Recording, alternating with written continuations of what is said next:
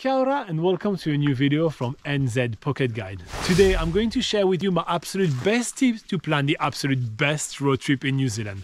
So without further ado, let's get started.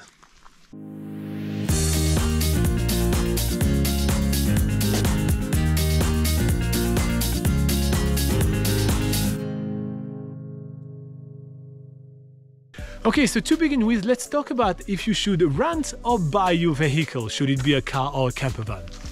If you're planning a gap year experience in New Zealand, such as a working holiday in New Zealand, you may want to consider buying your car or campervan, as it will save you a lot of money, since long-term rental of car or campervan can be really exorbitant price-wise. However, if you're planning a trip to New Zealand that will last only under 2 months, let's say, you are much better off actually just renting your car or campervan, as it will save you a lot of time and hassle having to buy and then sell your vehicle back. Next up on our list, let's talk about what you need paperwork-wise to drive in New Zealand.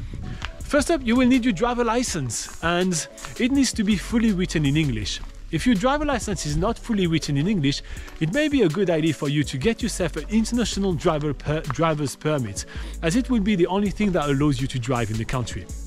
Even if your driver license is written fully in English, you may want to get yourself one, as some other countries around the world only accept it. It's an internationally recognized document. Next up on our list, we have some driving tips for you. The New Zealand roads can be a little bit different than what you are used to. First up, in New Zealand we are driving on the left, which is the wrong side of the road. I agree with you, despite having living here for over a decade. There is also the fact that New Zealand features a lot of one-way bridges, and that seems to stump a lot of travelers, so make sure that you read up how to approach one-way bridges. Let's also talk about parking. In New Zealand, you need to park in the same direction than the traffic, so if you happen to do some parallel parking, make sure that you keep that in mind. Okay, let's talk a little bit about the cost of a road trip in New Zealand. First up, gas is always expensive, and in New Zealand we buy them per litre, so make sure that you read up on that. Next up, we also have the cost of ferry. Let's talk a little bit about that too. If you're traveling with a vehicle, it will cost you more than $200 each way, so make sure to keep that in mind. Now, if you're traveling in New Zealand with a campervan, you may be thinking about doing something called freedom camping, which is, being able to camp in certain areas in New Zealand. Now, a lot of people, despite the fact that it's called freedom camping, think that they can literally camp everywhere. And I know it's a little confusing, but that's not the case. Each council, that means each area in New Zealand, have its own bylaws that state where you can actually do freedom camping. We do have full list and links on nzpocketguide.com, and you will need to look into that if it's part of your plans.